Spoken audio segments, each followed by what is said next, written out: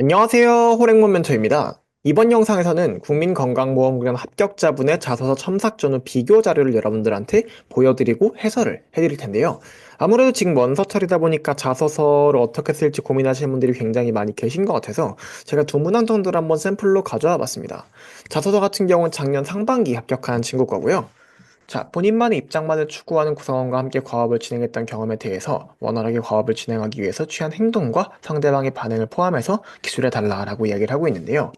자, 여기서 소통에는 차이를 인정하는 자세가 필요하다. 차이를 인정할 때 비로소 의미는 대화가 시작된다라는 얘기 들어봤는데, 제가 생각했을 때 이런 두 가지 문장은 조금 불필요해요. 그냥 이런 문장들을 빼고 바로 본론으로 들어가는 게 훨씬 더 담백하게 글을 전개하기 편하거든요. 그래서 그 점이 일단 개인적으로 조금 아쉬웠고요. 두 번째로 여기 쭉 읽어보시면 여러분 어떤 느낌이 드시냐면요. 뭔가 그냥 단순히 설명을 나열하는 형태의 어떤 글이다라는 게 느껴질 거예요. 물론 이게 막 잘못됐다라는 건 아니지만, 제가 조금 이따 알려드릴 텐데 사실 첨삭할 때 제일 중요한 건 내 생각이나 약간 근거, 배경 이런 것들이 들어가는 거거든요. 근데 여기는 너무 기계적으로 그냥 쭉 나열된 느낌이 난다라는 어떤 그런 문제가 생겼죠. 그리고 좀 마지막 문단도 보시면은요, 뭔가 너무 갑작스러워요. 그 후에 남은 시간 동안 이렇게 체계를 정비하고 재분배하고 검토 과정을 추가했대요. 그래서 시간 내에 모두 완료할 수 있었다. 갑자기 뜬금없이 늘 차일 인정한 열린 소통 방식을 통해 최선의 절충안을 모색하겠다라고 끝났는데 갑작스럽기도 하고 내용이 없어요. 그러니까 이게 겉으로 봤을 땐 뭔가 멋있는 말처럼 보이지만 실제로 전달되는 그런 내용이 없다라고 저는 판단이 되고 있거든요. 자, 그래서 이쪽으로 넘어와 가지고요. 자, 첨삭으로 제가 어떻게 했는지 한번 설명해 드릴게요. 일단은 바로 본론부터 들어갔습니다. 이 두 과일씩 없이 학부 시절 전공 과목 실험을 할 때 당시 매 실험마다 오차가 발생해서 시간이 지연되었던 적이 있다. 다들 힘든 와중에도 꾸준히 실험을 이어나왔지만 한 팀원이 남은 시간이 얼마 없으니까 추가 실험을 멈추고 결론 내자라고 고집을 부렸습니다. 자, 그쵸. 여기는 그냥 결론을 내자고 했지만 고집을 부렸다라는 말은 왜 썼냐면은요. 여기 보시면은 지금 이렇게 그 본인의 입장만을 추구한다고 했잖아요. 근데 이렇게 툭 말하는 거는 사실 그냥 의견 제시일 수 있죠. 근데 이 고집이라는 워딩이 들어간 이유는 아, 이 친구가 저거를 계속 고수했다라는 그런 걸 좀 포인트를 잡아주려고 했던 거예요. 그리고 저 보세요. 글이라는 게 항상 나의 감정이라던가 생각이 들어가 있어야 되거든요. 그래서 목표했던 결과가 잘 나오지 않았기 때문에 나도 많이 지쳐 있었다라고 내가 그때 느꼈던 감정에 대해 얘기를 해줬죠. 그리고 이 부분을 먼저 솔직하게 팀원한테 말을 하고 그 다음에 좀 오차는 보고서의 완성도를 결정하는 중요한 요소를 설명하면서 팀원을 설득했다. 나의 노력이 들어갔어요. 근데 이게 이런 이슈가 있어요. 자소서라는 게 되게 짧잖아요.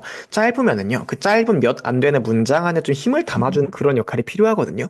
근데 제가 봤을 때 여기는 그걸 억지로 설명하기보다는요, 아예 직접적인 워딩을 잡아줬을 때 그런 힘이 조금 생길 거라고 판단을 했거든요. 그래서 나도 사실 그만하고 싶다. 그래도 이제 여기서 멈추긴 너무 아깝지 않냐? 그러니까 조금만 더 해보자. 라고 말을 했는데, 솔직히 이제 이 정도 말하면은 듣는 입장에서도 아, 좋아, 그래, 한번 해보자라고 이렇게 받아들이는 게 어느 정도 당위성이 생기잖아요. 그래서 그런 것들을 조금 담으려고 노력을 했고요. 다음에 여기서 결론을 간단하게 내줬고, 자, 그 다음에 이제 마지막에 좀 메시지를 넣고 싶었어요. 근데 여기 이 메시지는 지금 너무 그 뭐랄까 포인트가 없어요. 이렇게 전달되는 게 아무것도 없거든요. 그래서 어떤 메시지를 할까 했을 때 이제 상대방이 뭔가 잘못된 의견을 줬다고 해서 내가 그걸 막 뭐라고 하기보다는 같이 데려가려고 했다 그런 걸 좀 살리고 싶었어요. 그래서 힘든 상황 속에서 때로는 좀 객관적인 판단을 내리기 어려울 수 있지만 이때 필요한 건 나무라는 게 아니라 공감과 동기부여라고 생각을 한다. 함께 어려움을 이겨냈기 때문에 이 경험이 더 값졌던 것 같다라고 해서 네, 어때요? 이게 어때? 내 생각을 담아줬죠.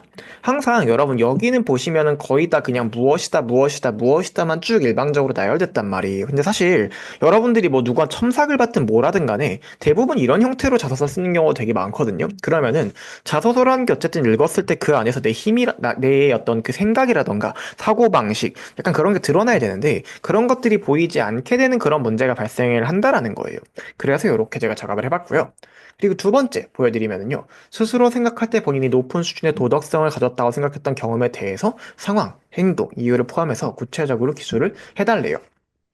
아까도 말했듯이 이런 두 가지 문장들은 좀 되게 불필요합니다. 그러니까 여러분들은 저런 문장이 익숙해져 있다 보니까 아, 저런 게 꼭 들어가야 된다라고 오해를 하시는 경우가 있는데 저는 이제 가끔 쓸 때는 있는데 일반적으로는 저런 형태의 두 가지 문장은 일단은 좀 쓰진 않아요. 그리고 두 번째 문단을 보면은요, 여기 순간의 편의를 위한 무책임한 태도가 도서를 기다릴 누군가 기다려 저버린 행위로 이어지는 건 옳지 않다 생각했다라는 말이 들어가 있죠. 요거는 사실 좋은 시도예요. 이런 식으로 내 생각이 좀 들어가긴 해야 되거든요. 다만 제가 이걸 좀 건드렸던 거는 일단 문장이 좀 세련되진 않았어요. 그래서 이 문장을 조금 더 직관적으로 바꿔야겠다라는 그런 부분들. 그 다음에 좀 전체적으로 이거 재구조화 시켜줄 필요성을 제가 조금 느꼈거든요. 근데 그런 부분들이었고, 그 다음에 여기도 보세요. 여기도 검토 필요성을 알렸고, 뭐 양질의 책을 완성했는데 알겠는데, 갑자기 이렇게 편의간이 양심에 따라 윤리적 선택이 조직과 사회에 더 나은 방향성을 제시할 수 있음을 느꼈대요. 이게 너무 그 스케일이 커진 거 아닌가요, 지금? 그쵸? 그래서 저는 좀 어떻게 바꿨냐? 이렇게 바꿨습니다. 내 생각이나 입장을 명확하게 보여준다라는 게 자소서에서 되게 중요한 포인트거든요. 왜냐면 여러분들이 면접 가서 자소서를 쓰잖아요. 그럼 면접관 입장에서는 이 자소서를 보고, 아, 얘는 이런 친구구나라는 거를 굳이 면접에서 물어보지 않고도 파악할 수 있어야 돼요. 근데 그게 요즘은 잘 안 됩니다. 제가 실제로 면접관 들어갈 때도 이 글을 읽었을 때 이 지원자가 진짜 파악되는 경우 사실 거의 없다고 보시면 되거든요. 그러니까 그런 것들을 좀 자소서로 내가 보완을 해보자는 거죠. 근데 여기도 저런 두 가지씩 빠지고 바로 본론으로 들어갔죠.